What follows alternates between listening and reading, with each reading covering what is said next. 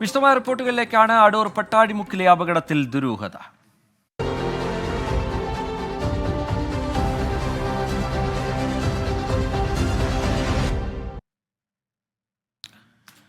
Pathanamthitta പട്ടാഴിമുക്കിൽ container ലോറിയിലേക്ക് കാറിടിച്ച് 2 പേർ മരിച്ച അപകടത്തിൽ ദുരൂഹത. നൂർനാട് സ്വദേശി അനുജ, ചാരുമൂട് സ്വദേശി ഹാഷിം എന്നിവരാണ് ഇന്നലെ ഉണ്ടായ അപകടത്തിൽ മരിച്ചത്.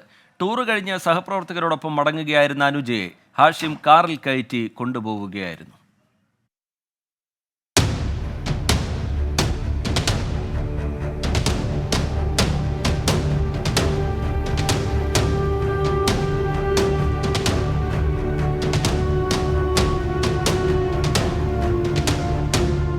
ഇന്നലെ രാത്രി 10:30യോടെയായിരുന്നു അപകടം. തുമ്പമൺ നോർത്ത് ഗവൺമെന്റ് ഹൈസ്കൂളിലെ അധ്യാപികയാണ് അനുജ. ഹാഷിമും അനുജയും സുഹൃത്തുക്കളാണ്. തിരുവനന്തപുരത്ത് നിന്നും സഹപ്രവർത്തകരോടൊപ്പം വിനോദയാത്ര കഴിഞ്ഞ് മടങ്ങുന്നതിനിടെ വാഹനം തടഞ്ഞ് ഹാഷിം അനുജയെ കാറിൽ കയറ്റി കൊണ്ടുപോകുകയായിരുന്നു. ഹാഷിം ബന്ധുവാണെന്നായിരുന്നു അനുജ സഹപ്രവർത്തകരോട് പറഞ്ഞത്. സംശയം തോന്നിയതോടെ സഹപ്രവർത്തകർ ബന്ധുക്കളെ വിവരമറിയിച്ചു. ഇതിനിടെ അടൂർ പട്ടാഴിമുക്കിൽ വെച്ച് അപകടവുമുണ്ടായി.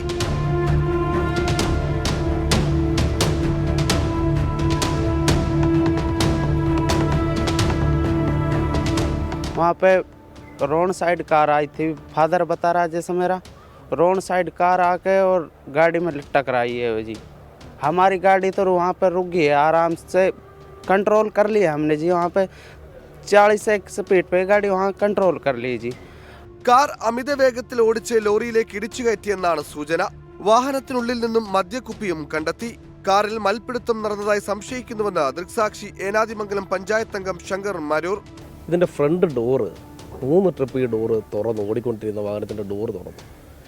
ഇതിൽ പെട്ടെന്ന് നോക്കുന്ന ഒരാൾക്ക് സ്വഭാവമായിട്ട് മനസ്സിലായി ഇതിൽ ആരെയോ ശാരീരികമായിട്ട് ഉപദ്രവിക്കുകയാണ് എന്നൊരു തോന്നൽ ഞങ്ങൾക്ക് തന്നെ ഉണ്ട്. അതിൻ്റെ അകത്ത് മദ്യമുണ്ട്, കുപ്പിയൊക്കെ അതിനകത്ത് തന്നെ കിടപ്പുണ്ട്. പിന്നെ അത് കഴിഞ്ഞ് നമ്മൾ അടൂർ ഗവൺമെൻറ് ഹോസ്പിറ്റലിൽ പോയപ്പോൾ നമ്മൾ അറിയുന്നത് കൂടുതലുള്ള ടീച്ചർമാർ വന്നു. ഇവർ ടീച്ചർമാരെല്ലാം കൂടെ ടൂർ പോയതാണ്. ടൂർ പോയിട്ട് വന്ന വഴിക്ക് കുളക്കട വെച്ചിട്ട് പിടിച്ചിറക്കുകയാണ് ഈ ടീച്ചറിനെ പിടിച്ചിറക്കിയതാണ്. കോട്ടയം മെഡിക്കൽ കോളേജിൽ പോസ്റ്റ്മോർട്ടം നടപടികൾ നടത്തും. അനുജ വിവാഹിതയാണ്. 11 വയസ്സുള്ള കുട്ടിയുമുണ്ട്. അടൂർ പോലീസ് സംഭവത്തിൽ അന്വേഷണം തുടങ്ങി. 24 പത്തനംതിട്ട. സംഭവത്തിൽ കൂടുതൽ വിവരങ്ങൾ പുറത്തുവരികയാണ്. കാറിൽ മൽപ്പിടുത്തം നടന്നതായും കാറിന്റെ ഡോർ 3 തവണ തുറന്നതായും ദൃക്സാക്ഷി പറയുന്നു. ശ്രീജിത്ത് ശ്രീകുമാരൻ ചേരുന്നുണ്ട് വിവരങ്ങളുമായി അടൂർ പോലീസ് സ്റ്റേഷനിൽ നിന്ന്. ഒപ്പം തന്നെ മനീഷ് മഹിബാലും വിവരങ്ങളുമായി ചേരും. മനീഷ്, അനുജയുടെ വീട്ടിൽ നിന്നുള്ള വിവരങ്ങളായിരിക്കും പങ്കുവയ്ക്കുക. ആദ്യം ശ്രീജിത്ത് ശ്രീകുമാരനിലേക്ക്. ശ്രീജിത്ത്, ഈ സംഭവവുമായി ബന്ധപ്പെട്ട് ഒരുപാട് ചോദ്യങ്ങൾ, ഇപ്പോഴും ഉത്തരം കിട്ടാത്ത ഒരുപാട് ചോദ്യങ്ങളുണ്ട്. ദൃക്സാക്ഷികളുടേതായി പുറത്തു വന്ന പ്രതികരണങ്ങൾ, അതിൽ നിന്ന് മനസ്സിലാവുന്നത് എന്താണ്? പോലീസ് ഇപ്പോഴൊരു നിഗമനത്തിലേക്ക് എത്തുന്നുണ്ടോ? അവരുടെ അന്വേഷണം ഇതുമായി ബന്ധപ്പെട്ട് എങ്ങനെയാണ് ശ്രീജിത്ത്?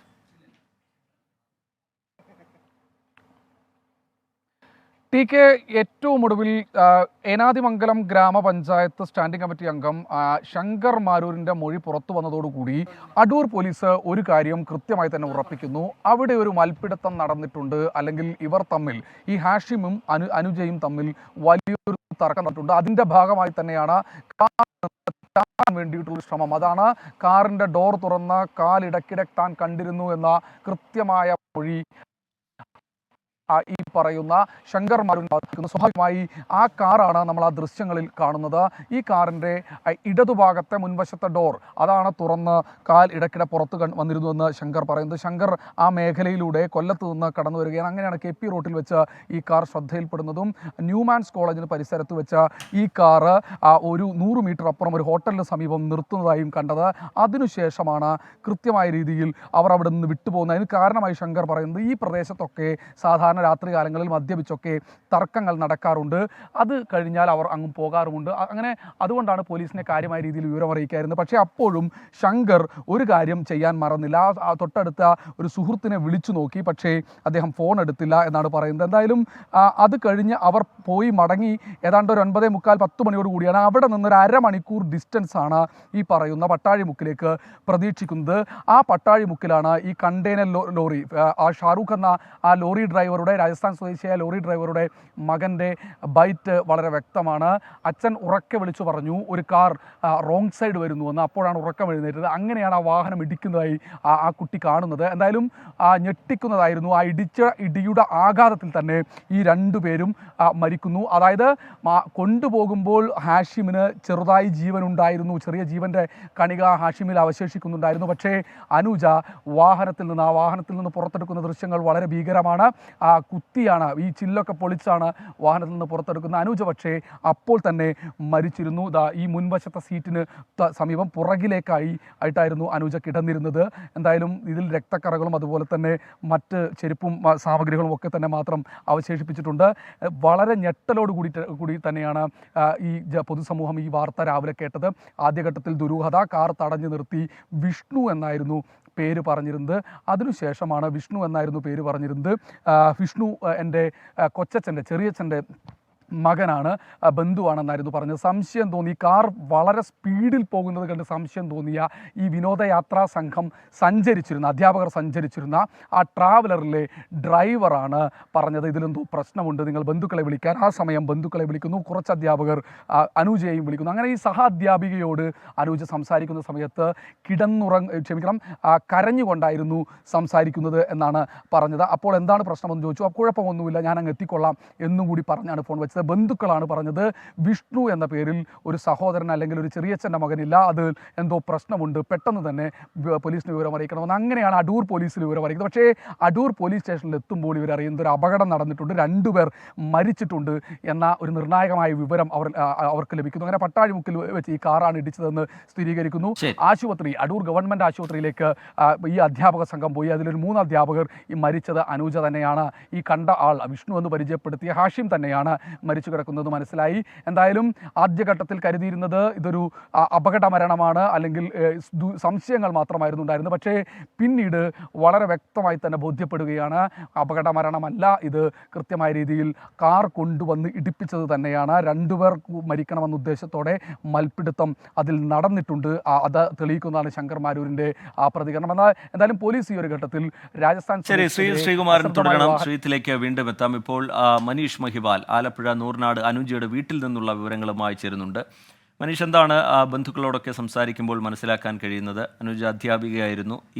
ഇപ്പോൾ പുറത്തു വരുന്ന വിവരങ്ങൾ അത് വലിയ നടുക്കത്തോടു കൂടിയാണ് ആ പ്രദേശവാസികളൊക്കെ കേൾക്കുന്നത്. എന്താണ് അവിടെ നിന്ന് പങ്കുവെക്കാൻ കഴിയുന്ന വിവരങ്ങൾ മനീഷ് മഹിവാൽ?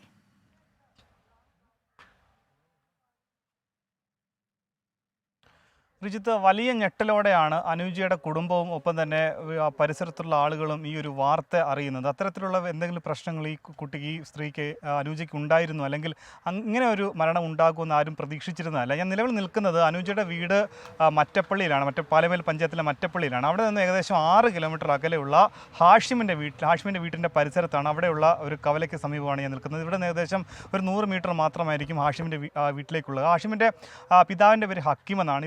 ഇവിടെ കുറച്ച് വർഷങ്ങൾക്ക് മുൻപ് ഇവിടെ വന്ന് താമസിക്കുന്ന ആളുകളാണ്. ഈ അനുജയുടെയും ഒപ്പം തന്നെ ഹാഷിമിൻ്റെയും പരിസരവും ഇവിടുത്തെ ആളുകളുമായി ബന്ധപ്പെട്ട് ലഭിച്ചിട്ടുള്ള പ്രാഥമികമായി നടത്തിയ വിവരശേഖരണത്തിൽ നിന്ന് കിട്ടിയ ചില വിവരങ്ങളാണ്.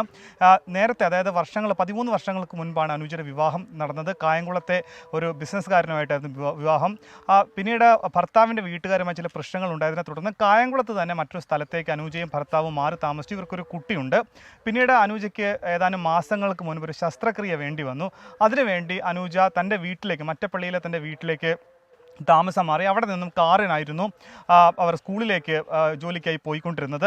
ആ വീട്ടിൽ ഉണ്ടായിരുന്നത് അനുജയുടെ അച്ഛൻ റിട്ടയർഡ് പ്രധാന അധ്യാപകനായിരുന്നു. സഹോദരനും വീട്ടിൽ തന്നെ ഉണ്ട്, പിന്നെ കുട്ടിയുണ്ട്. ശനി ഞായർ അവധി ദിവസങ്ങളിൽ മാത്രമാണ് ഭർത്താവിൻ്റെ വീട്ടിലേക്ക് പോയിരുന്നത്. ഭർത്താവുമായി മറ്റ് സ്വരച്ചേർച്ച് എന്തെങ്കിലും പ്രശ്നങ്ങളോ ഒന്നും ഉണ്ടായ നാട്ടുകാർക്കോ വീട്ടുകാർക്കോ അഭിപ്രായമില്ല. ഇങ്ങനൊരു ദുരന്തമുണ്ടാകുമെന്ന് വീട്ടുകാർ പോലും പ്രതീക്ഷിച്ചിരുന്നതല്ല. ഈ ഹാഷിമിനെ സംബന്ധിച്ച് ഈ അനുജയുടെ വീട്ടുകാർക്ക് യാതൊരു തരത്തിലുള്ള വിവരവും ലഭിച്ചിട്ടില്ല, നാട്ടുകാർ ലഭിച്ചിട്ടില്ല. പക്ഷേ ചില ആളുകൾ, ഹാഷിമിൻ്റെ ഈ അനുജയുടെ വീടിന് അടുത്തുള്ള ഒരു ഡ്രൈവർ പോലീസിന് നൽകിയിട്ടുള്ള മൊഴി, ഇന്നലെ ഈ ഡ്രൈവറിൻ്റെ സുഹൃത്തായിട്ടുള്ള ഹാഷിമിനെ ഇന്നലെ വിളിച്ചിരുന്നു. ഹാഷിം ഇന്നലെ 8:30ക്കും 10:30ക്കും വിളിച്ചു. പക്ഷേ വിളിച്ചപ്പോഴൊന്നും ഫോൺ എടുക്കാൻ തയ്യാറായിരുന്നില്ല. ഹാഷിം പല ബസ്സുകൾ, സ്വകാര്യ ബസ്സുകൾ മാറി ഡ്രൈവറായി ജോലി ചെയ്യുന്ന ആളാണ്. അവസാനമായി ഇപ്പോൾ ഹരിശ്രീ ബസ്, അതായത് അടൂർ കായംകുളം റൂട്ടിലോടുന്ന ഹരിശ്രീ എന്ന ബസ്സിലെ ജീവനക്കാരായിരുന്നു. പക്ഷേ പൊതുവേ നല്ല അഭിപ്രായമല്ല അവിടെ അനുജയുടെ വീട്ടിൻ്റെ പരിസരത്തുള്ള ചില ആളുകൾക്ക്, ഇയാളെ പറ്റി അറിയാവുന്ന ആളുകൾക്ക് പങ്കുവയ്ക്കാനുള്ളത്. പക്ഷേ ഈ നിലവിൽ നിലവിൽ കൃത്യമായ വിവരം ഇപ്പോഴും നമുക്ക് ലഭ്യമായിട്ടില്ല. ഈ ഹാഷിം ഇവിടെ വന്ന് താമസിക്കുന്ന ആളാണോ, ഇയാൾക്ക് അനുജയുമായിട്ടുള്ള ഏത് തരത്തിലുള്ള ബന്ധമായിരുന്നു, ഇത് അപകടത്തിലേക്ക് എത്താനുള്ള കാരണം എന്താണ് തുടങ്ങിയ കാര്യങ്ങൾക്കൊക്കെ തന്നെ വലിയ അവ്യക്തത ഇപ്പോഴും നിലനിൽക്കുകയാണ്. നൂറനാട് പോലീസ് ഇത് സംബന്ധിച്ചുള്ള അന്വേഷണം കൂടി തുടങ്ങിയിട്ടുണ്ട്. ഇവർ വർഷങ്ങൾക്ക് മുൻപ് തന്നെ ഇവർ തമ്മിൽ സൗഹൃദമുണ്ടായിരുന്നു എന്ന് വിവരം നൂറനാട് പോലീസിന് മനസ്സിലായിട്ടുണ്ട്. പക്ഷേ അത്തരത്തിൽ ആരുടെങ്കിലും മൊഴിയെടുക്കുകയോ ഈ ഹാഷിമിൻ്റെയോ അല്ലെങ്കിൽ അനുജയുടെ വീട്ടുകാരുടെ ആരെങ്കിലും മൊഴിയെടുക്കുകയോ അത്തരത്തിലുള്ള നടപടികളിലേക്ക് പോലീസ് നീങ്ങിയിട്ടില്ല. പക്ഷേ വരുന്ന മണിക്കൂറുകൾ ഇത്രത്തോളം സങ്കീർണമായിട്ടുള്ള ഒരു മനഃപൂർവ്വമായിട്ടുള്ള ഒരു രീതിയിൽ ഇപ്പം ഈ സ്ത്രീയെ കൊലപ്പെടുത്തിയതാണെന്ന രീതിയിലേക്കുള്ള വിവരങ്ങൾ പുറത്തു വരുമ്പോൾ പോലീസ് അത് സ്ഥിരീകരിക്കുമ്പോൾ ഇനി ഇവരുടെ കൂടി മൊഴിയെടുത്ത ശേഷമായിരിക്കും ഇത്തരം കാര്യങ്ങൾ സ്ഥിരീകരിക്കേണ്ടി വരിക. എന്താണെങ്കിലും ഈ ഹാഷിമിനെ അറിയാവുന്ന ചില ആളുകൾക്ക് നല്ല വിവരമല്ല പങ്കുവയ്ക്കാനുള്ളെങ്കിൽ പോലും ഇത്തരം കാര്യങ്ങളിൽ എന്താണ് ഹാഷിമിൻ്റെ കൃത്യമായ ഇതിലെ പങ്ക്, എന്താണ് ഇതിൻ്റെ കാരണം അടക്കമുള്ള കാര്യങ്ങൾ ഇനി പോലീസ് അന്വേഷണത്തിലും ഇവരുടെ മൊഴിയൊക്കെ തന്നെ പങ്കുവച്ച ശേഷമായിരിക്കും വ്യക്തമാവുക. ചില ദൃക്സാക്ഷികളുടെയൊക്കെ പ്രതികരണം ഈ ഘട്ടത്തിൽ പുറത്തു വന്നിട്ടുണ്ട്. പോലീസിന്റെ ഭാഗത്തു നിന്നൊരു വിശദീകരണം ഒരു നിഗമനത്തിലേക്ക് എത്തിയതിനു ശേഷം ഉണ്ടാകും എന്നും നമ്മൾ കരുതുകയാണ്. ശ്രീകുമാരൻ തുടരുന്നുണ്ട് വിവരങ്ങളുമായി. ശ്രീത്ത്, ഈ ടൂറ് കഴിഞ്ഞ് സഹപ്രവർത്തകരോടൊപ്പം മടങ്ങുന്നതിനിടെ അനുജയെ ഹാഷിം കാറിൽ കയറ്റി കൊണ്ടുപോവുകയായിരുന്നു എന്ന് പറയുന്നു. ഈ കാർ അമിത വേഗത്തിൽ പോയി എന്നുള്ളതൊഴിച്ചാൽ യാതൊരു തരത്തിലുള്ള അസ്വാഭാവികതയും ആ ഘട്ടത്തിൽ ഒപ്പമുണ്ടായിരുന്ന സഹപ്രവർത്തകർക്ക് തോന്നേണ്ട സാഹചര്യം ഉണ്ടായിരുന്നില്ല. അങ്ങനെയാണ് അവിടെ കാര്യങ്ങൾ നടന്നതെന്നാണോ നമ്മൾ മനസ്സിലാക്കേണ്ടത്? ഒപ്പം തന്നെ ഹാഷിമിനെ ബന്ധു എന്നാണ് അനുജ പരിചയപ്പെടുത്തിയതെന്ന് പ്രധാന അധ്യാപികയുടെ മൊഴിയുമുണ്ടല്ലോ ശ്രീത്ത്.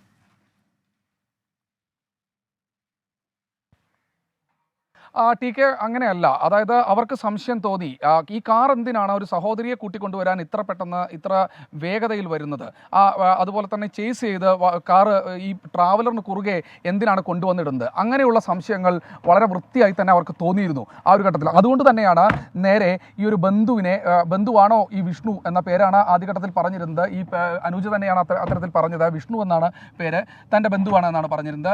ഈ ബന്ധു തന്നെയാണോ എന്ന് പോലീസ് ആ ഒരു ഘട്ടത്തിൽ ക്ഷമിക്കണം ഇവർ പരിശോധിച്ച സഹാധ്യാപകർ പരിശോധിച്ചത്.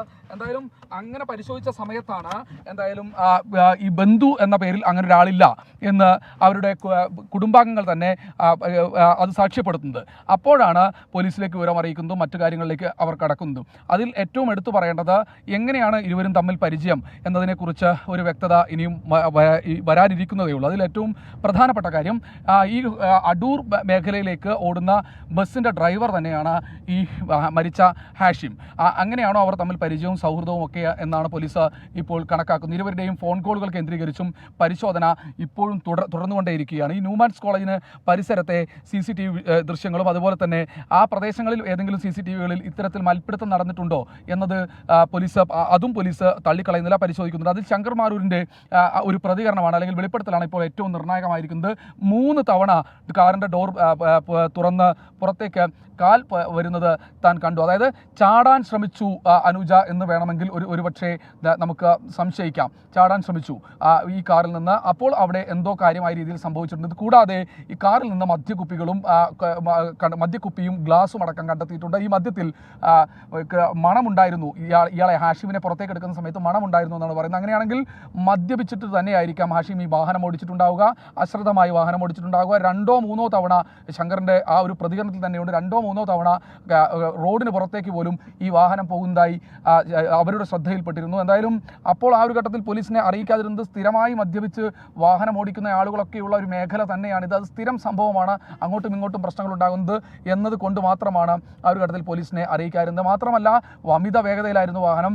നേരിട്ട് ഏതെങ്കിലും ഒരു പോലീസ് സ്റ്റേഷൻ പരിധിയിൽ വിവരം അറിയിച്ചാൽ അത് അപ്പോഴേക്കും ആ വാഹനം കടന്നു പോകുന്ന കാര്യത്തിൽ അവർക്കും സംശയമില്ല. പക്ഷേ ന്യൂമാൻസ് കോളേജിന് പരിസരത്ത് ഒരു സ്ത്രീ പുറത്തേക്ക് ഇറങ്ങി നിൽക്കുന്നത് കണ്ടപ്പോഴാണ് ശങ്കറിന് കാര്യങ്ങൾ ബോധ്യപ്പെട്ടത്. അത് അവർ തമ്മിലുള്ള എന്തോ കുടുംബ വഴക്കാണ്, ഭാര്യയും ഭർത്താവുമായിരിക്കാം എന്ന് പോലും അവർ സംശയിച്ചിരുന്നു. എന്തായാലും അത് കഴിഞ്ഞ് അങ്ങോട്ട് പോവുകയായിരുന്നു, തിരിച്ചു പോവുകയായിരുന്നു. പിന്നീട് ഇവർ ഈ വാഹനം കണ്ടിട്ടുമില്ല. എന്തായാലും അതിനുശേഷം ആണ് ഏതാണ്ട് 10:30 മണിയോടുകൂടി പട്ടാഴി. പിന്നീട് ഈ സഹപ്രവർത്തകർ വിളിക്കുമ്പോൾ കരഞ്ഞുകൊണ്ടായിരുന്നു അനുജയുടെ മറുപടി. ഫോണിൽ വിളിക്കുമ്പോൾ ഈ അനുജയെ കൂട്ടിക്കൊണ്ടുപോയതിനു ശേഷം എത്ര സമയം കഴിഞ്ഞാണ് ഈ അപകടം നടക്കുന്നത് ശ്രീത്?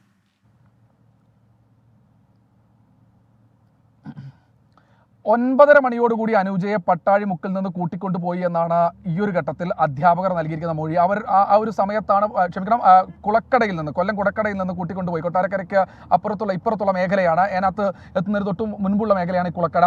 കുളക്കടയിൽ നിന്ന് കൂട്ടിക്കൊണ്ടുപോയി എന്നാണ് പറയുന്നത്. അങ്ങനെയാണെങ്കിൽ അവിടെ നിന്ന് 10:30 മണിയോടുകൂടിയാണ് ഇങ്ങനൊരു അപകടം നടക്കുന്നത്. അതായത് 3/4 മണിക്കൂറിന് ഇടെ തന്നെ ഈ വാഹനം പട്ടാഴിമുക്കിലേക്ക് എത്തിയിട്ടുണ്ട്. അപ്പോൾ അത്ര കണ്ട് വേഗതയിലായിരുന്നു ഈ വാഹനം എന്ന് വേണം നമ്മൾ അനുമാനിക്കാൻ. എന്തായാലും അത്ര കണ്ട് വേഗതയിൽ ഓടുന്ന ഈ ഒരു വാഹനത്തിൽ മറ്റാരുമില്ല, ഇരുവരും തന്നെയായിരുന്നു ഉണ്ടായിരുന്നത്. അതിലേറ്റവും എടുത്തു പറയേണ്ടത് ഇതുവരെ രാവിലെ മുതൽ ഒരു ദുരൂഹതയായിരുന്നു. എങ്ങനെയാണ് ഇത്തരത്തിൽ ഈ ഒരു യുവതി ആ വാഹനത്തിലേക്ക് കയറുക, അധ്യാപിക വാഹനത്തിലേക്ക് കയറുക, എങ്ങനെയാണ് വിഷ്ണു എന്ന പേരിൽ പരിചയപ്പെടുത്തുക, ബന്ധുവാണെന്ന് പറഞ്ഞ് പരിചയപ്പെടുത്തുക എന്നൊക്കെയായിരുന്നു സംശയങ്ങൾ. ആ സംശയങ്ങളൊക്കെ ഏതാണ്ട് പോലീസിന് മാറ്റിയിട്ടുണ്ട്. ഇപ്പോൾ ഇടിപ്പിച്ചതാണ് എന്ന് പോലീസ് വളരെ വ്യക്തമായി തന്നെ പോലീസിന് ബോധ്യപ്പെട്ടിട്ടുണ്ട്. അതായത് അനുജ ഫോൺ വിളിക്കുന്ന സമയത്തൊക്കെ അനുജ കരയുന്നുണ്ടായിരുന്നു. ആദ്യഘട്ടത്തിൽ അധ്യാപകർ വിളിച്ചപ്പോൾ ഫോൺ എടുത്തില്ല. രണ്ടാമത് വീണ്ടും അധ്യാപകർ ഫോണിൽ വിളിക്കുന്നു, അപ്പോൾ ഫോൺ എടുക്കുന്നു. ഒരു അധ്യാപിക വിളിച്ചപ്പോൾ ഫോൺ എടുക്കുന്നു. ഫോൺ എടുത്തപ്പോൾ കരഞ്ഞുകൊണ്ടാണ് മറുപടി. അതിലാണ് സംശയം തോന്നിയതും വീണ്ടും പെട്ടെന്ന് തന്നെ പോലീസ് സ്റ്റേഷനിലേക്ക് പോയി അന്വേഷണം നടത്തുന്നതും. ആ ഒരു ഘട്ടത്തിലൊക്കെ ആ ഒരു വഴിയിൽ ഏതെങ്കിലും മേഖലയിലേക്ക് ഇവർ കടന്നിട്ടുണ്ടോ, അടൂർ വരെയുള്ള പ്രദേശങ്ങളിലേക്ക് ഇവർ കടന്നിട്ടുണ്ടോ എന്ന് പരിശോധിച്ച് സാമാന്യ നല്ല വേഗതയിൽ തന്നെയാണ് ഈ ട്രാവലറും കടന്നു വരുന്നത്. പക്ഷേ ആ പ്രദേശത്തൊന്നും തന്നെ ഈ ഒരു കാറിനെ കണ്ടെത്താൻ കഴിഞ്ഞില്ല. അപ്പോൾ തന്നെ അവർക്ക് സംശയം തോന്നി. പക്ഷേ പോലീസ് സ്റ്റേഷനിലെത്തി കൃത്യമായ രീതിയിൽ ഈ വിവരം പറയുന്നതിനിടയ്ക്ക് തന്നെ പട്ടാഴിമുക്കിൽ, അതായത് ഒരു 10 മണിയോടുകൂടി എന്ന് വേണമെങ്കിൽ നമുക്ക് അനുമാനിക്കാം, പട്ടാഴിമുക്കിൽ ഇത്തരത്തിൽ അപകടം നടന്നിട്ടുണ്ട് എന്ന വിവരം അവർക്ക് ലഭിക്കുന്നു. പിന്നീട് അടൂർ താലൂക്ക് ആശുപത്രിയിലേക്ക് എത്തുന്നു. അടൂർ ഗവൺമെൻറ് ആശുപത്രിയിൽ വെച്ച് ഇത് മരിച്ചത് അനുജയും വിഷ്ണു എന്ന് അനുജ പരിചയപ്പെടുത്തിയ ഹാഷിമുമാണെന്ന് അധ്യാപകർക്ക് ബോധ്യപ്പെടുന്നു. എന്തായാലും പോലീസിനെ സംബന്ധിച്ചിടത്തോളം ഈ കാർ വാടകയ്ക്ക് എടുത്താണ് എന്ന് തെളിഞ്ഞു. എന്തിനാണ് കൊട്ടാരക്കര പോലുള്ളൊരു പ്രദേശത്ത് ഹാഷിം കാത്തുനിന്നത് എന്നതിനെക്കുറിച്ചുള്ള ചോദ്യങ്ങൾക്കൊക്കെ ഉത്തരം തേടി മറ്റ് ഫോൺ കോൾ രേഖകളൊക്കെ പരിശോധിച്ചുകൊണ്ടിരിക്കുകയാണ്, CCTV ദൃശ്യങ്ങൾ പരിശോധിച്ചുകൊണ്ടിരിക്കുകയാണ്. ദുരൂഹത എന്നത് മാറി. ഇത് കൃത്യമായ രീതിയിൽ ഹാഷിം കാർ ഇടിപ്പിച്ച് മരിക്കുക തന്നെയായിരുന്നു, അല്ലെങ്കിൽ അനുജ കൂടി ഉൾപ്പെട്ടിരിക്കുമ്പോൾ ഒരുമിച്ച് മരിക്കുക തന്നെയായിരുന്നു എന്നാണ് മനസ്സിലാക്കുന്നത്. അതിൽ നിന്ന് രക്ഷപ്പെടാൻ അനുജ എന്ന അധ്യാപിക ശ്രമിച്ചിരുന്നതായും നമുക്ക് ഇതിൽ നിന്ന് ഈ ഒരു വെളിപ്പെടുത്തലിൽ നിന്ന് നമുക്ക് വിവരങ്ങൾ ലഭിക്കുന്നു. ശരി, ശ്രീകുമാറിനും മനീഷ് മഹിബാലും വിവരങ്ങൾ നൽകുകയായിരുന്നു. പത്തനംതിട്ട പട്ടാഴിമുക്കിൽ കണ്ടെയ്നർ ലോറിയിലേക്ക് കാർ ഇടിച്ച് 2 പേർ മരിച്ച അപകടം, അതുമായി ബന്ധപ്പെട്ടുള്ള ദുരൂഹത നീങ്ങി വരികയാണ്. ദൃക്സാക്ഷികളുടെ അടക്കം പ്രതികരണങ്ങൾ ഈ ഘട്ടത്തിൽ പുറത്തു വന്നിട്ടുണ്ട്. അതെല്ലാം അടിസ്ഥാനമാക്കിയുള്ള അന്വേഷണം പോലീസിന്റെ ഭാഗത്തുനിന്നുണ്ടാവുന്നു. ഒരു നിഗമനത്തിലേക്ക് പോലീസ് ഈ ഘട്ടത്തിൽ എത്തിച്ചേരുന്നുണ്ട്. അവർ തന്നെ അത് ഔദ്യോഗികമായി വിശദീകരിക്കും എന്നാണ് കരുതുന്നത്. നോക്കാം ഇനി ലോക്സഭാ തെരഞ്ഞെടുപ്പ് വാർത്തകൾ. ICL FinCorp 24 ഇലക്ഷൻ സമർപ്പിക്കുന്നത് ICL FinCorp, the intelligent choice. Powered by Asset, responsibly yours. In association with Durashine Roof and Wall Sheets, ഒരു Tata BlueScope സ്റ്റീൽ ഉൽപ്പന്നം.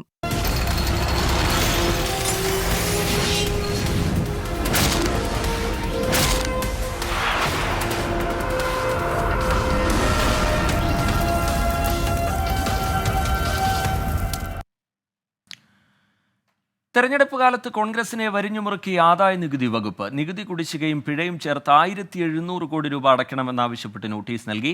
തെരഞ്ഞെടുപ്പിൽ പ്രതിപക്ഷത്തെ ഇല്ലാതാക്കാനാണ് കേന്ദ്ര സർക്കാർ ശ്രമിക്കുന്നതെന്ന് AICC general secretary KC Venugopal കുറ്റപ്പെടുത്തി. നാളെയും മറ്റന്നാളും കോൺഗ്രസ് രാജ്യവ്യാപക പ്രതിഷേധം സംഘടിപ്പിക്കും. 2017-18 സാമ്പത്തിക വർഷം മുതൽ 2020-21 സാമ്പത്തിക വർഷം വരെയുള്ള പിഴയും പലിശയുമടക്കം 1700 കോടി രൂപയിലേറെ അടയ്ക്കണമെന്ന് ആവശ്യപ്പെട്ടാണ് കോൺഗ്രസിന് ആദായ നികുതി വകുപ്പ് നോട്ടീസ് നൽകിയത്. നികുതി പുനർനിർണയിക്കാനുള്ള ആദായ നികുതി വകുപ്പിന്റെ നടപടിക്കെതിരെ കോൺഗ്രസ് നൽകിയ ഹർജി ഡൽഹി ഹൈക്കോടതി തള്ളിയിരുന്നു. ഇതിന് പിന്നാലെയാണ് നോട്ടീസ് നൽകിയത്. 2018-19 സാമ്പത്തിക വർഷത്തെ നികുതി കുടിശ്ശികയായി കോൺഗ്രസിന്റെ അക്കൗണ്ടിൽ നിന്നും 135 കോടി രൂപ ആദായ നികുതി വകുപ്പ് നേരത്തെ പിടിച്ചെടുത്തിരുന്നു. BJPയുടെ തരംതാണ പ്രതികാര രാഷ്ട്രീയമാണ് നടപടികൾക്ക് പിന്നിലെന്നും കോൺഗ്രസിനെ സാമ്പത്തികമായി തകർക്കാനാണ് ലക്ഷ്യമെന്നും AICC general secretary KC Venugopal. ഈ പെനാൽറ്റി ഇപ്പോൾ ഏറ്റവും തന്നിരിക്കുന്ന നോട്ടീസ് ഞങ്ങൾ 1800 കോടി രൂപ അടക്കണം എന്നുള്ളതാണ്. അപ്പോൾ കോൺഗ്രസ് പാർട്ടിയെ സാമ്പത്തികമായി പാപ്പരാക്കി പ്രഖ്യാപിക്കുന്ന, അല്ലെങ്കിൽ പാപ്പരാക്കുക, ഇല്ലാതാക്കുക എന്നുള്ള ഒരു ലക്ഷ്യത്തോടു കൂടി നരേന്ദ്രമോദി നടത്തുന്ന ഗൂഢപദ്ധതിയുടെ ഭാഗമായിട്ടാണ് ഇത് സംഭവിച്ചിരിക്കുന്നത്. നടപടിക്കെതിരെ നാളെയും മറ്റന്നാളും രാജ്യവ്യാപക പ്രതിഷേധത്തിന് കോൺഗ്രസ് ആഹ്വാനം ചെയ്തു. അനുബന്ധ രേഖകളോ കൂടുതൽ വിശദാംശങ്ങളോ നൽകാതെയാണ് പുതിയ നോട്ടീസ് നൽകിയിരിക്കുന്നതെന്ന് ആരോപിച്ച കോൺഗ്രസ് സുപ്രീം കോടതിയെ സമീപിക്കാൻ നീക്കങ്ങൾ ആരംഭിച്ചു. സാമ്പത്തിക പ്രതിസന്ധി കോൺഗ്രസിന്റെ തെരഞ്ഞെടുപ്പ് പ്രചാരണത്തെ സാരമായി ബാധിച്ചിട്ടുണ്ട്.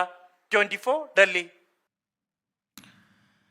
കേരളത്തിൽ ആര് ഭരിച്ചാലും പൗരത്വ ഭേദഗതി നിയമം നടപ്പിലാകില്ലെന്ന് മുസ്ലിം ലീഗ് ദേശീയ general secretary P K Kunhalikutty. പൊതുതെരഞ്ഞെടുപ്പിൽ കേന്ദ്ര സംസ്ഥാന സർക്കാരുകൾക്കെതിരായ ജനവികാരം പ്രതിഫലിക്കുമെന്നും കുഞ്ഞാലിക്കുട്ടി പറഞ്ഞു. സംസ്ഥാനത്തെ തെരഞ്ഞെടുപ്പ് പ്രചാരണത്തിൽ ഇഡിയും പ്രധാന ചർച്ചാ വിഷയമാണ്. LDFന്റെയും UDFന്റെയും കൂടുതൽ നേതാക്കളുടെ വീടുകളിൽ ഇഡി എത്തുമെന്ന് ആലപ്പുഴയിലെ NDA സ്ഥാനാർത്ഥി ശോഭാ സുരേന്ദ്രൻ പറഞ്ഞു. പൗരത്വ ഭേദഗതി നിയമത്തെ എതിർത്ത് ന്യൂനപക്ഷങ്ങളുടെ വോട്ടുറപ്പിക്കാനാണ് LDF UDF മുന്നണികളുടെ പരിശ്രമം. CAA-യിൽ കേന്ദ്രത്തിനെതിരെയാണ് ജനവിധി വരികയെന്നും കേരളത്തിൽ UDF-ഓ LDF-ഓ ഭരിച്ചാലും പൗരത്വ ഭേദഗതി നിയമം നടപ്പിലാക്കില്ലെന്നും മുസ്ലിം ലീഗ് ദേശീയ general secretary P K Kunhalikutty പറഞ്ഞു. ഇന്ത്യയിലൊക്കെ ഒരുപോലെയാണ് CAA. അത് കേന്ദ്ര ഗവൺമെൻറ് ഉണ്ടാക്കുന്ന പ്രശ്നമാണ്. അവിടെ ഭരണമാറ്റം വേണം. ഇത് ആർക്കും അറിഞ്ഞുകൂടാത്തത്. ഇവിടെ UDF ഭരിച്ചാലും CAA നടപ്പിലാക്കുമോ? ഇല്ലല്ലോ. LDF ഭരിച്ചാലും നടപ്പിലാക്കില്ല. പക്ഷേ അവിടെ ഭരണമാറ്റം ഉണ്ടാവണം. അതാണ് പ്രധാനം. മാസപ്പടി വിവാദത്തിലെ ED അന്വേഷണവും പ്രചാരണ രംഗത്തെ സജീവ ചർച്ചയാണ്. പിണറായി വിജയന്റെ മകളുടെ വീട്ടിൽ മാത്രമല്ല KC വേണുഗോപാലിന്റെ വീട്ടിലും ED എത്തുമെന്ന് ആലപ്പുഴയിലെ NDA സ്ഥാനാർത്ഥി ശോഭാ സുരേന്ദ്രൻ. തോട്ടപ്പള്ളിയിലെ കരിമണൽ ഖനനം കൂട്ടുകച്ചവടമെന്നും ശോഭാ സുരേന്ദ്രന്റെ ആരോപണം. KC വേണുഗോപാലിന്റെയും വീണ വിജയന്റെയും പിണറായി വിജയന്റെയും എല്ലാവരുടെയും വീട്ടുപടിക്കലേക്ക് ED എത്തുകയും അറസ്റ്റ് ചെയ്ത് ജയിലിൽ അടയ്ക്കേണ്ടവരെ അടയ്ക്കുകയും ചെയ്യുമെന്നുള്ള കാര്യത്തിൽ ഒരു തർക്കവും വേണ്ട. ഒന്നിച്ചുള്ള കച്ചവടമാണ്. കേരളത്തിന്റെ മുഖ്യമന്ത്രി കരിമണൽ കടത്തുമായി ബന്ധപ്പെട്ടുകൊണ്ട് കരിമണൽ കടത്തക്കെതിരെ എന്തുകൊണ്ടാണ് ഒരു വിജിലൻസ് അന്വേഷണം ഉണ്ടായോ? രാഹുൽ ഗാന്ധി വയനാട്ടിലെത്താറില്ല എന്ന K സുരേന്ദ്രന്റെ പരിഹാസത്തിന് T സിദ്ദീഖ് MLA മറുപടിയുമായി രംഗത്തെത്തി. കാട്ടാനാക്രമണത്തിൽ കൊല്ലപ്പെട്ട അജീഷിന്റെ കുടുംബത്തിന് രാഹുൽ ഗാന്ധിയുടെ ഇടപെടലിൽ കർണാടക സർക്കാർ ധനസഹായം പ്രഖ്യാപിച്ചതിനെ BJP എതിർത്തു. അതിന് K സുരേന്ദ്രൻ മാപ്പ് ചോദിക്കണമെന്നും T സിദ്ദീഖ് പറഞ്ഞു. അവരുടെ കുടുംബത്തിന് 15 ലക്ഷം പ്രഖ്യാപിച്ചപ്പോൾ അത് റദ്ദ് ചെയ്യണം, അത് ശരിയല്ല, മര്യാദകേടാണ്, മലയാളികൾ രാഹുൽ ഗാന്ധി എന്നൊക്കെ പറഞ്ഞ് അപമാനിക്കാൻ ശ്രമിച്ച BJP കർണാടക സംസ്ഥാന അധ്യക്ഷനെതിരായും BJP സംസ്ഥാന ഘടകത്തിനെതിരായും ശ്രീ സുരേന്ദ്രന്റെ അഭിപ്രായം എന്താണെന്ന് അറിയാൻ ആഗ്രഹമുണ്ട്. സപ്ലൈകോയിൽ അവശ്യ സാധനങ്ങളില്ലാത്തതുൾപ്പെടെയുള്ള മറ്റു വിഷയങ്ങളും തെരഞ്ഞെടുപ്പിൽ ചർച്ചയാവുന്നുണ്ട്. 24 തിരുവനന്തപുരം. പാലക്കാട് BJP സ്ഥാനാർത്ഥിയുടെ ചിത്രം ഉപയോഗിച്ചുള്ള ഭാരതരി വിതരണത്തിനെതിരെ പരാതിയുമായി CPIM. തെരഞ്ഞെടുപ്പ് പെരുമാറ്റച്ചട്ടങ്ങളുടെ ലംഘനമെന്ന് കാണിച്ച് CPIM ജില്ലാ കളക്ടർക്ക് പരാതി നൽകി. CPIM പ്രതിഷേധത്തെ തുടർന്ന് അരി വിതരണം നടന്നില്ല. ചട്ടലംഘനം നടന്നിട്ടില്ല എന്നാണ് BJPയുടെ വിശദീകരണം. ഇന്ന് രാവിലെ പാലക്കാട് കൊടുമ്പിൽ NDA സ്ഥാനാർത്ഥി C കൃഷ്ണകുമാർ ഭാരതരി വിതരണം ചെയ്യുമെന്നായിരുന്നു BJP പ്രവർത്തകരുടെ പ്രചരണം. പ്രധാനമന്ത്രി നരേന്ദ്രമോദിയുടെയും C കൃഷ്ണകുമാറിന്റെയും ചിത്രങ്ങളാണ് പോസ്റ്ററിലുണ്ടായിരുന്നത്. ഇതിനു പിന്നാലെ CPIM പ്രവർത്തകർ സ്ഥലത്തെത്തി അരി വിതരണം തടഞ്ഞു. തെരഞ്ഞെടുപ്പ് വിജ്ഞാപനം നിലനിൽക്കെയുള്ള അരി വിതരണം ചട്ടലംഘനമെന്നാണ് CPIMന്റെ പരാതി.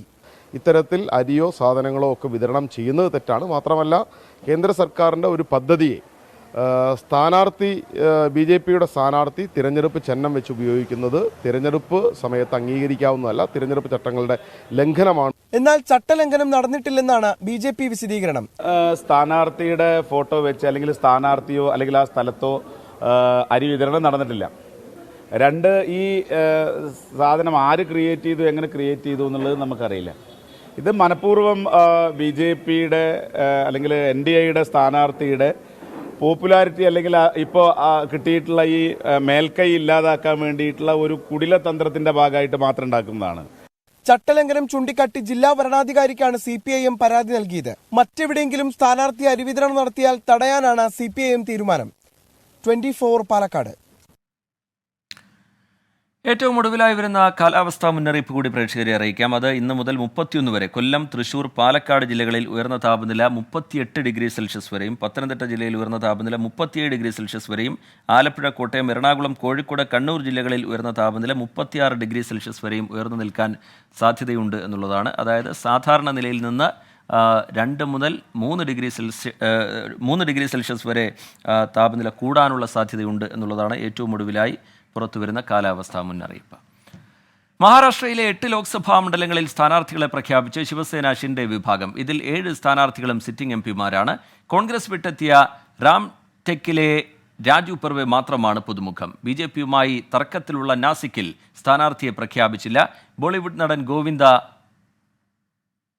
ശിവസേന ഷിൻഡെ വിഭാഗത്തിൽ ചേർന്നിരുന്നു. പാർട്ടി ആസ്ഥാനത്ത് നടന്ന ചടങ്ങിൽ മുഖ്യമന്ത്രി ഏക്നാഥ് ഷിൻഡെ നേരിട്ടാണ് ഗോവിന്ദയെ പാർട്ടിയിലേക്ക് സ്വാഗതം ചെയ്തത്. ചരിത്രത്തിൽ ആദ്യമായി സംസ്ഥാനത്ത് സ്വർണ്ണവില 1.5 ലക്ഷം രൂപ കടന്നു. പവന് 1040 രൂപയാണ് ഒറ്റയടിക്ക് കൂടിയത്. പവന് 50,400 രൂപയാണ് ഇന്നത്തെ വില. ഈ മാസം ആദ്യം 46,320 രൂപയായിരുന്ന പവൻ വിലയാണ് മാസാവസാനത്തിൽ 1.5 ലക്ഷത്തിന് മുകളിലെത്തിയത്. ഈ മാസം മാത്രം പവന് കൂടിയത് 4,080 രൂപ. അമേരിക്കൻ ഫെഡറൽ റിസർവ് പലിശ നിരക്ക് കുറയ്ക്കുമെന്ന സൂചനയാണ് വിലക്കയറ്റത്തിന് പിന്നിലെന്ന് വിദഗ്ധർ. അമേരിക്കൻ ഡോളർ എന്ന് പറയുന്നത് ലോകത്തെ ഒരു റിസർവ് കറൻസി ആയതുകൊണ്ട് ഈ ഡോളറിന് അഗൻസ്റ്റ് ആയിട്ടാണ് ഏറ്റവും കൂടുതൽ ഗോൾഡിൻ്റെ ട്രേഡിംഗ് നടക്കുന്നത്. അപ്പോൾ അവർ ഇൻട്രസ്റ്റ് റേറ്റ് കുറയ്ക്കുമ്പോൾ ഗോൾഡിലേക്ക് വീണ്ടും വീണ്ടും ഇൻവെസ്റ്റ്മെൻറ്റ് വരും എന്നുള്ള ഒരു സ്പെക്കുലേറ്റീവ് ആക്ടിവിറ്റി വന്നതുകൊണ്ടാണ് ഇപ്പോൾ സമീപകാലത്ത് ഇത്രയേറെ ഗോൾഡിൻ്റെ വില മുകളിലേക്ക് പോയത്. പവന് 50,400 രൂപയാണെങ്കിലും ഒരു പവൻ ആഭരണ രൂപത്തിൽ ലഭിക്കണമെങ്കിൽ 57,000 രൂപയോളം മുടക്കണം. ഒരു പവൻ സ്വർണത്തിന് 23 വർഷം കൊണ്ട് 47,188 രൂപയാണ് കൂടിയത്. രാജ്യാന്തര വിപണിയിലും ഈ മാസം സ്വർണ്ണ വിലക്കയറ്റത്തിന്റേതായിരുന്നു. ഔൺസിന് $2,200 കടന്നു. വരും മാസങ്ങളിലും വിലക്കയറ്റം തുടരുമെന്നാണ് വിദഗ്ധരുടെ വിലയിരുത്തൽ. Business desk 24. കട്ടപ്പന ഇരട്ടക്കൊലപാതകത്തിലെ മുഖ്യപ്രതി നിധീഷിനെതിരെ വീണ്ടും ബലാത്സംഗ കേസ്. സുഹൃത്തിന്റെ സഹോദരിയെ പീഡിപ്പിച്ചുവെന്നാണ് കണ്ടെത്തൽ. നേരത്തെ സുഹൃത്തിന്റെ മാതാവിനെ ബലാത്സംഗം ചെയ്തതിനും നിധീഷിനെതിരെ കേസെടുത്തിരുന്നു. അതിജീവിതയുടെ പരാതിയിലാണ് നിധീഷിനെതിരായ പുതിയ കേസ്. വിവാഹദോഷം മാറാനെന്ന പേരിൽ പ്രതീകാത്മകമായി കല്യാണം കഴിച്ചായിരുന്നു പീഡനം. 2015 മെയ് 28-നായിരുന്നു വിവാഹം. വീട്ടുകാർക്ക് അപകടം സംഭവിക്കുന്നത് ഒഴിവാക്കാൻ ലൈംഗിക ബന്ധത്തിൽ ഏർപ്പെടണമെന്ന് വിശ്വസിപ്പിച്ചായിരുന്നു പീഡനം. പെൺകുട്ടിയുടെ വീട്, ഇവർ വാടകയ്ക്ക് താമസിച്ചിരുന്ന വീടുകൾ, ചോറ്റാനിക്കരയിലെ ലോഡ്ജ് എന്നിവിടങ്ങളിൽ എത്തിച്ചാണ് പീഡിപ്പിച്ചത്. പെൺകുട്ടിയുടെ മാതാവിനെ ബലാത്സംഗം ചെയ്തതിന് നേരത്തെ കേസെടുത്തിരുന്നു. ഈ വിവരം തനിക്കറിയില്ലായിരുന്നുവെന്നാണ് പെൺകുട്ടിയുടെ മൊഴി. ഗന്ധർവ പ്രീതിക്കായെന്ന് വിശ്വസിപ്പിച്ചാണ് മാതാവിനെ ബലാത്സംഗം ചെയ്തത്. ഇരട്ടക്കൊലപാതകത്തിൽ നവജാത ശിശുവിന്റെ മൃതദേഹാവശിഷ്ടങ്ങൾ ഇതുവരെ കണ്ടെത്താനായിട്ടില്ല. ഇതിനിടെയാണ് വീണ്ടും പുതിയ കേസുകൾ. നിലവിൽ റിമാൻഡിൽ കഴിയുന്ന നിധീഷിനെ വീണ്ടും കസ്റ്റഡിയിൽ വാങ്ങാനുള്ള നീക്കത്തിലാണ് പോലീസ്. 24 ഇടുക്കി. കോഴിക്കോട് പേരാമ്പ്ര അനു കൊലക്കേസിൽ കൂടുതൽ അറസ്റ്റ്. മുഖ്യപ്രതി മുജീബ് റഹ്മാന്റെ ഭാര്യ റൌഫിനെയാണ് പോലീസ് അറസ്റ്റ് ചെയ്ത് തെളിവ് നശിപ്പിക്കാൻ ശ്രമിച്ചതിനാണ് നടപടി. മുജീബ് റഹ്മാന്റെ കുറ്റകൃത്യങ്ങൾക്കെല്ലാം ഭാര്യ റൌഫീനയുടെ പിന്തുണ ഉണ്ടായിരുന്നുവെന്നാണ് പോലീസ് കണ്ടെത്തൽ. അനുവിനെ കൊലപ്പെടുത്തിയ വിവരവും റൌഫീന അറിഞ്ഞിരുന്നു.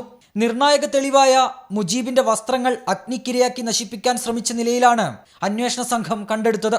ഇതിനു പിന്നിൽ റൌഫീനയെന്ന് കണ്ടെത്തിയതോടെയാണ് പോലീസ് അറസ്റ്റിലേക്ക് കടന്നത്. അനുവിൽ നിന്ന് കവർന്ന സ്വർണം വിറ്റ പണവും മുജീബ് ഏൽപ്പിച്ചത് റൌഫീനയെ. ഈ പണം ഉപയോഗിച്ച് വാഹനം വാങ്ങാനായിരുന്നു തീരുമാനം. അതിനിടയിലാണ് മുജീബ് പിടിയിലാകുന്നത്. സ്വർണം വിറ്റ് കിട്ടിയ 1,43,000 രൂപ പ്രതിയുടെ വീട്ടിൽ നിന്ന് കണ്ടെടുത്തു. ഇന്നലെ നടന്ന തിരിച്ചറിയൽ പരേഡിൽ മുജീബിനെ സാക്ഷി തിരിച്ചറിഞ്ഞു. പേരാമ്പ്ര നൊച്ചാട് സ്വദേശി അനുവിനെ കവർച്ചാശ്രമത്തിനിടെയാണ് കൊണ്ടോട്ടി സ്വദേശി മുജീബ് റഹ്മാൻ ക്രൂരമായി കൊലപ്പെടുത്തിയത്. 24 കോഴിക്കോട്. ഗുഡ് ആഫ്റ്റർനൂണിലേക്ക് വീണ്ടും 24ന്റെ തെരഞ്ഞെടുപ്പ് സംവാദ പരിപാടിയായ ഇവിടെ രാഷ്ട്രീയം പറയാം ഇന്ന് വയനാട് മണ്ഡലത്തിലാണ്. വൈകിട്ട് 4 മണി മുതൽ 5 മണി വരെയാണ് തത്സമയ സംപ്രേഷണം. കൽപ്പറ്റ പുതിയ ബസ് സ്റ്റാൻഡിന് പുറകുവശത്താണ് വേദി. ഹാഷ്മി താജ് ഇബ്രാഹിമാണ് അവതാരകൻ. കൽപ്പറ്റയിൽ നിന്ന് ഹാഷ്മി താജ് ഇബ്രാഹിം നമുക്കൊപ്പം തത്സമയം ചേരുന്നുണ്ട്. ഹാഷ്മി, രാഹുൽ ഗാന്ധിയുടെ സാന്നിധ്യം കൊണ്ട് ദേശീയ ശ്രദ്ധ തന്നെ ആകർഷിക്കുന്ന മണ്ഡലമാണ് വയനാട്. അവിടെ രാഹുലിനെതിരെ BJP കളത്തിലിറക്കുന്നത് സംസ്ഥാന അധ്യക്ഷനെയാണ്. ശക്തമായ രാഷ്ട്രീയ പോരാട്ടം കാഴ്ചവെക്കാനൊരുങ്ങുന്നു അവിടെ BJPയും. എന്താണ് അവിടെയുള്ള കാഴ്ചകൾ? ഇന്നത്തെ ചർച്ച തീവാറും ചർച്ചയായിരിക്കുമെന്ന് തന്നെ കരുതാമല്ലേ ഹാഷ്മി?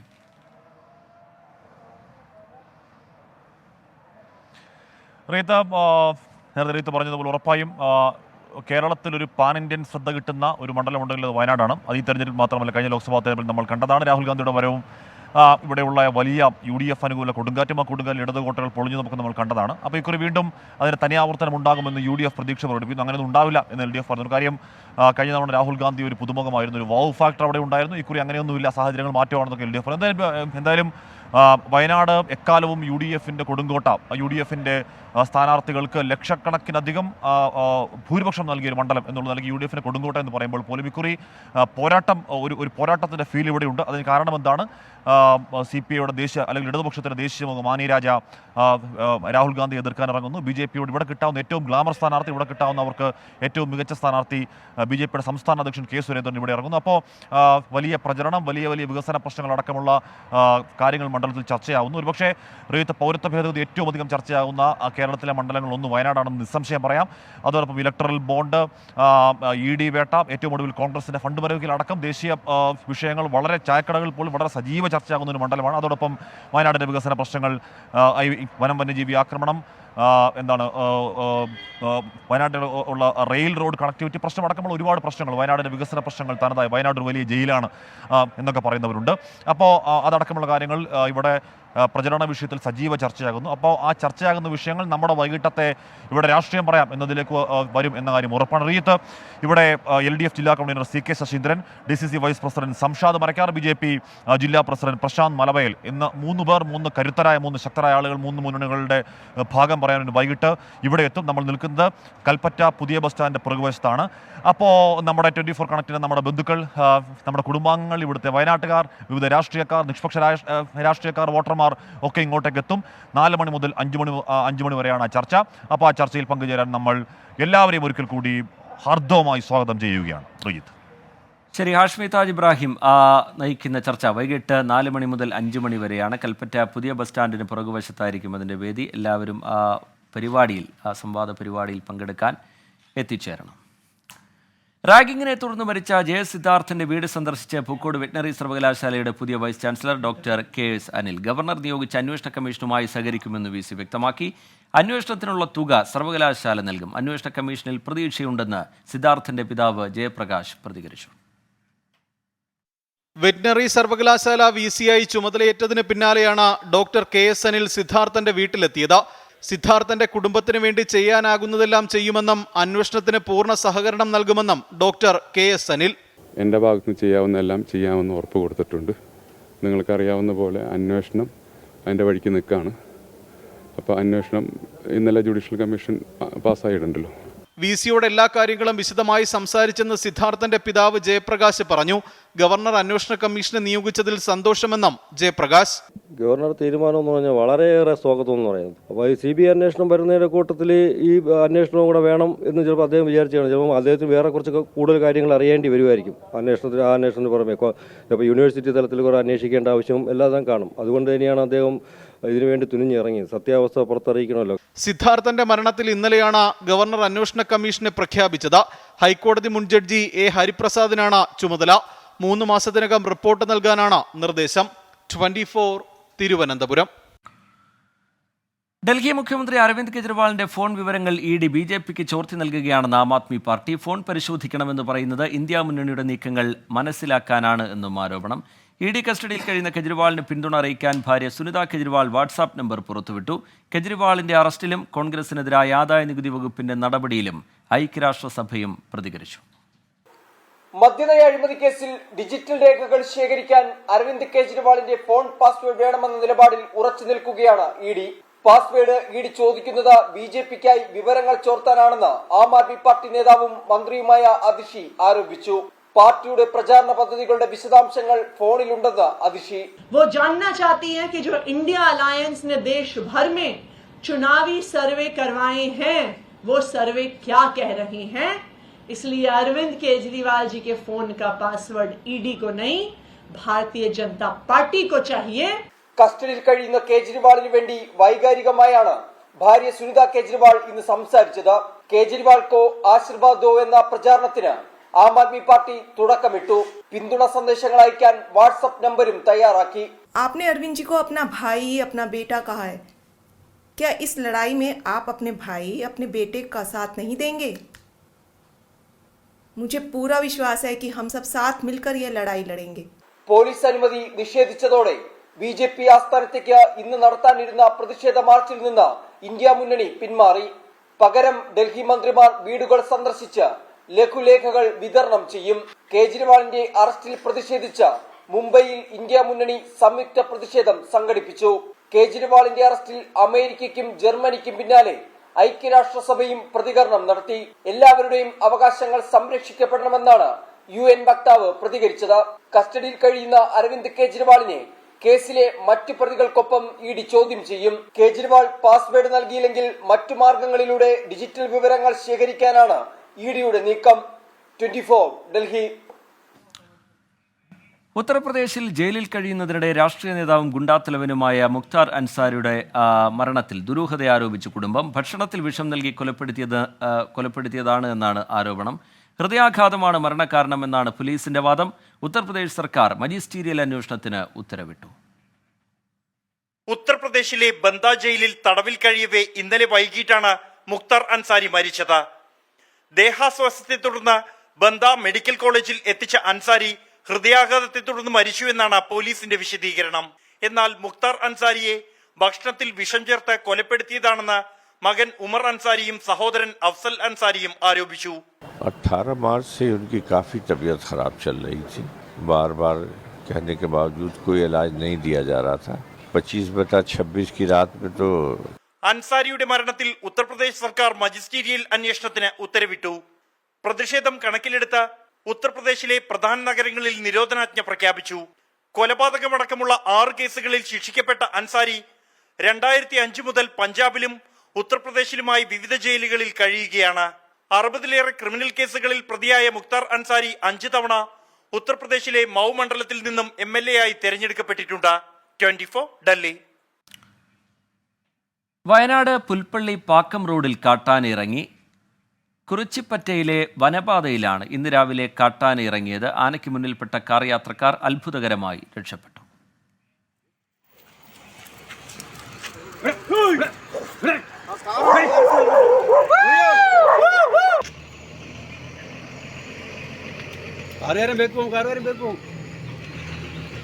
ഒരു ബൈക്കാരൻ വരുന്നുണ്ട്.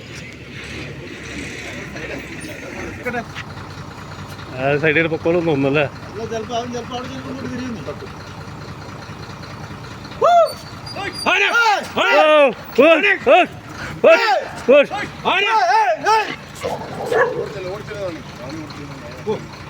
ഭാഗ്യട്ടോ. പിന്നെ സുർജിത്ത് അയ്യപ്പത്ത് ചേരുന്നുണ്ട് വിവരങ്ങളുമായി. സുർജിത്ത്, ദൃശ്യങ്ങളിൽ നിന്ന് വ്യക്തമാണ് ആ കാർ യാത്രക്കാർ അത്ഭുതകരമായാണ് രക്ഷപ്പെടുന്നത്. എന്താണ് സംഭവിച്ചത് സുർജിത്ത്?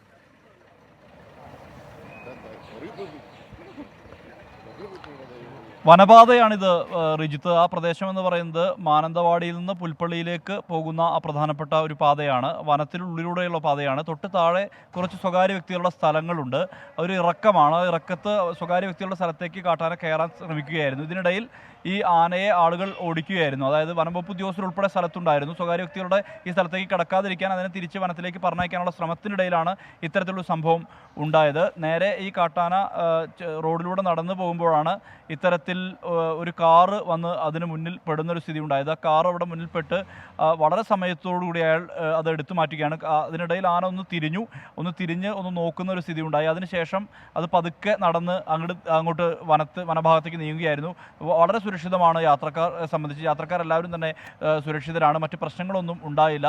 പക്ഷേ വളരെ മുൾമുനയിൽ നിന്ന ഒരു നിമിഷമാകും ഒരു പക്ഷേ കാർ യാത്രക്കാരനെ സംബന്ധിച്ച് ഉണ്ടായത്. കാരണം അത്രയ്ക്കധികം ആക്രമിക്കുമോ എന്നുള്ള ആശങ്ക എല്ലാം തന്നെ ഉണ്ടായിരിക്കാം. എന്തായാലും കാർ മുന്നോട്ടെടുത്ത് പതുക്കെ നീങ്ങിപ്പോവുകയാണ് ഉണ്ടായത്. ആന അതിൻ്റെ വഴിയെ തന്നെ കാട്ടിലേക്ക് പോകുന്ന അവസ്ഥയുണ്ടായി. മറ്റ് അപകടങ്ങളൊന്നും ഉണ്ടായില്ല. ആളുകൾക്ക് ആശ്വാസം, വനം വകുപ്പിന് ആശ്വാസം, മറ്റുള്ളവർക്കും ആശ്വാസം. റിജിത്ത്. ശരി, സുർജിത്ത് അയ്യപ്പത്ത് വയനാട്ടിൽ നിന്ന് വിവരങ്ങൾ നൽകുകയായിരുന്നു. ക്രിസ്തുവിന്റെ പീഡാനുഭവ സ്മരണയിൽ ലോകമെമ്പാടുമുള്ള ക്രൈസ്തവർ ഇന്ന് ദുഃഖവെള്ളി ആചരിക്കുന്നു. പള്ളികളിൽ കുരിശിന്റെ വഴിയും പ്രത്യേക പ്രാർത്ഥനകളും നടന്നു. ആയിരങ്ങളാണ് മലയാറ്റൂർ മല ചവിട്ടാനെത്തിയത്.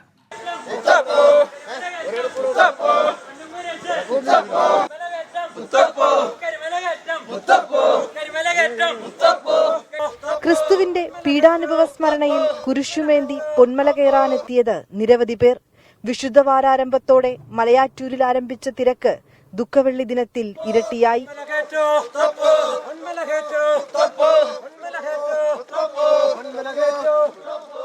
ഇല്ല, ഞാൻ സമയം കിട്ടുന്ന സമയത്തൊക്കെ വരാറുണ്ട്. നല്ല ചൂട് സമയം കൂടി, നല്ല ചൂട്, നല്ല സമയമാണ്. ബാധിക്കത്തില്ല, അത് കാരണവശാലും ബാധിക്കത്തില്ല. കാരണം നമ്മൾ വീട്ടിലിരിക്കുമ്പോൾ ബാധിക്കുന്ന ആ ചൂട് ഇവിടെ മല കയറുമ്പോൾ നമുക്ക് ബാധിക്കത്തില്ല. ദുഃഖവെള്ളിയുമായി ബന്ധപ്പെട്ട് സംസ്ഥാനത്തെ വിവിധ ദേവാലയങ്ങളിൽ പ്രത്യേക പ്രാർത്ഥനകൾ നടന്നു. തിരുവനന്തപുരത്ത് വിവിധ പള്ളികളുടെയും സഭകളുടെയും നേതൃത്വത്തിൽ സംയുക്തമായി കുരിശിന്റെ വഴി സംഘടിപ്പിച്ചു. ലത്തീൻ അതിരൂപത ആർച്ച് ബിഷപ്പ് തോമസ് ജെനെറ്റോ, സീറോ മലബാർ സഭ ചങ്ങനാശ്ശേരി അതിരൂപത സഹായമെത്രാൻ ഫാദർ തോമസ് തറയിൽ എന്നിവർ പ്രാർത്ഥനകൾക്ക് നേതൃത്വം നൽകി. കോഴിക്കോട് തിരുകർമ്മങ്ങൾക്ക് ബിഷപ്പ് മാർ വർഗീസ് ചക്കാലയ്ക്കൽ നേതൃത്വം നൽകി. കോട്ടയത്ത് ഇടവകയായ SH മൗണ്ട് പള്ളിയിൽ LDF സ്ഥാനാർത്ഥി തോമസ് ചാഴിക്കാടനും മൂവാറ്റുപുഴയിലെ പള്ളിയിൽ UDF സ്ഥാനാർത്ഥി ഫ്രാൻസിസ് ജോർജും എത്തി. തിരുവനന്തപുരം പാളയം സെന്റ് ജോസഫ് പള്ളിയിലെ ചടങ്ങുകളിൽ ഡോക്ടർ ശശി തരൂരും പങ്കെടുത്തു. ഏതാണ്ട് ഒരാഴ്ചയോളമായി മലയാറ്റൂരിലേക്ക് വിശ്വാസികൾ എത്തുന്നുണ്ടെങ്കിൽ പോലും ഈ ദുഃഖവെള്ളി ദിനത്തിൽ ഇന്ന് വലിയ തിരക്കാണ് മലയാറ്റൂരിൽ അനുഭവപ്പെടുന്നത്. വാർത്തകളിലേക്ക് വീണ്ടും. ലോക്സഭാ തെരഞ്ഞെടുപ്പ് അടുത്തിരിക്കെ കേന്ദ്ര സർക്കാരിനെതിരെ വിമർശനവുമായി ക്രൈസ്തവ സഭകൾ. മണിപ്പൂരിലെ അതിക്രമങ്ങളിൽ ഫലപ്രദമായ ഇടപെടൽ ഉണ്ടാകുന്നില്ലെന്ന് ലത്തീൻ അതിരൂപത ആർച്ച് ബിഷപ്പ് ഡോക്ടർ തോമസ് ചേനറ്റോ കുറ്റപ്പെടുത്തി. ഒരു പൗരനെങ്കിലും ഭയത്തോടെ കഴിയുന്നുണ്ടെങ്കിൽ അത് രാജ്യത്തിന്റെ പരാജയമാണെന്ന് ചങ്ങനാശ്ശേരി അതിരൂപത സഹായമെത്രാൻ മാർ തോമസ് തറയിൽ വിമർശിച്ചു. ദുഃഖവെള്ളിയാഴ്ചയിലെ പ്രാർത്ഥനാ ചടങ്ങുകളിൽ സന്ദേശം നൽകുമ്പോഴായിരുന്നു ക്രൈസ്തവ പുരോഹിതരുടെ വിമർശനം. മണിപ്പൂരിലെ സംഭവങ്ങളിൽ കണക്കുനിരത്തി ലത്തീൻ അതിരൂപത ആർച്ച് ബിഷപ്പ് ഡോക്ടർ തോമസ് ചേനറ്റോ മണിപ്പൂരിലും ഉത്തരേന്ത്യയിലും ക്രൈസ്തവർക്കെതിരെ അതിക്രൂര അക്രമം അന്ധകാര ശക്തികളിൽ നിന്ന് ഉണ്ടാകുന്നു. ഇവർക്കെതിരെ നിലപാടെടുക്കേണ്ടതിന്റെ ആവശ്യകത തിരിച്ചറിയണമെന്നും ഡോക്ടർ തോമസ് ചേനറ്റോ. മണിപ്പൂരിലും ഉത്തരേന്ത്യയിലും ക്രൈസ്തവർക്കെതിരെ അതിക്രൂരമായ മർദ്ദനങ്ങൾ അന്ധകാര ശക്തികളിൽ നിന്ന് നേരിടേണ്ടി വരുന്നു. പൗരത്വ ഭേദഗതി നിയമത്തിലൂടെ ലക്ഷ്യം വെക്കുന്ന സങ്കുചിത ചിന്തകൾ ചെറുത്തുതോൽപ്പിക്കണമെന്നും തോമസ് ചേനറ്റോ. പൗരത്വ നിയമ ഭേദഗതി പോലുള്ള നിയമനിർമ്മാണത്തിലൂടെ ലക്ഷ്യമിടുന്ന സങ്കുചിത ചിന്താഗതികളെ ചെറുത്ത് തോൽപ്പിക്കേണ്ടതായിട്ടുണ്ട്. മതത്തിന്റെയും വർഗത്തിന്റെയും പേരിൽ ജനങ്ങളെ ഭയപ്പെടുത്തുന്ന ശക്തികളോട് ജാഗ്രത വേണമെന്നായിരുന്നു സിറോ മലബാർ സഭ ചങ്ങനാശ്ശേരി അതിരൂപത സഹായമെത്രാൻ ഫാദർ തോമസ് തറയിലിന്റെ സന്ദേശം. ഭയത്തോടുകൂടി ഒരു മനുഷ്യനെങ്കിലും, ഒരുപക്ഷെ ഒരു രാജ്യത്തിലെ ഏറ്റവും ദുർബലനായ ഒരു മനുഷ്യനെങ്കിലും ഭയപ്പെട്ടാണ് ജീവിക്കുന്നതെങ്കിൽ അത് ആ രാജ്യത്തിന്റെ മുഴുവൻ പരാജയമായിട്ട് കരുതുവാൻ നമുക്ക് സാധിക്കണം. ദുഃഖവെളിയിൽ കുരിശിന്റെ വഴിയടക്കമുള്ള പ്രാർത്ഥനാ ചടങ്ങുകളിൽ LDF UDF സ്ഥാനാർത്ഥികളും പങ്കെടുത്തു. 24 തിരുവനന്തപുരം. ഒരുപാട് കൗതുകങ്ങളുള്ള ഒരു പള്ളിയുടെ വിശേഷങ്ങളിലേക്കാണ് ഇനി. ഈസ്റ്റർ ദിവസത്തിൽ മാത്രം ആരാധന നടക്കുന്ന ഒരു ദേവാലയം. വലിപ്പം കേവലം 78 ചതുരശ്ര അടി മാത്രം. കാണാം കാനഡയിലെ ഒൻറ്റാറിയോയിലുള്ള ലിവിംഗ് വേഴ്സിഡ് ചാപ്പലിന്റെ വിശേഷങ്ങൾ. നയാഗ്ര വെള്ളച്ചാട്ടത്തിന് സമീപമാണ് കാനഡയിലെ ഏറ്റവും ചെറിയ ചാപ്പലുകളിലൊന്നായ ലിവിംഗ് വേസൈഡ് സ്ഥിതി ചെയ്യുന്നത്. 1964 നിർമ്മിച്ച Niagara Falls Christian Reformed Church 2012 നിലവിലെ സ്ഥലത്തേക്ക് മാറ്റിയത്. 13 അടി നീളവും 6 അടി വീതിയും മാത്രമാണ് ചാപ്പലിന്.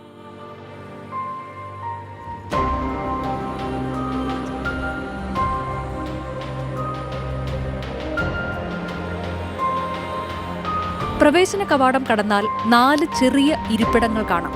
2 ബൈബിളുകളും ഒരു അതിഥി പുസ്തകവും.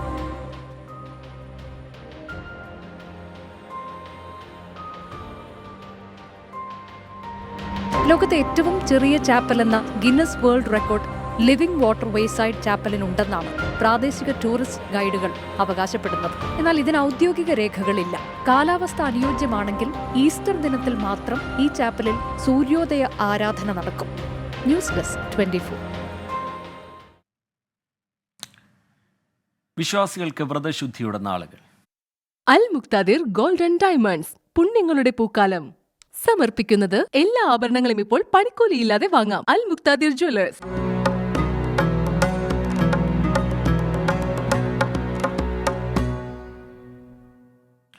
ഇന്നത്തെ നോമ്പുതുറ സമയം. അൽ മുക്താദിർ ഗോൾഡ് ആൻഡ് ഡയമണ്ട്സ് നോമ്പുതുറ സമയം സമർപ്പിക്കുന്നത് എല്ലാ ആഭരണങ്ങളും ഇപ്പോൾ പണിക്കൂലിയില്ലാതെ വാങ്ങാം. അൽ മുക്താദിർ ജ്വല്ലേഴ്സ്.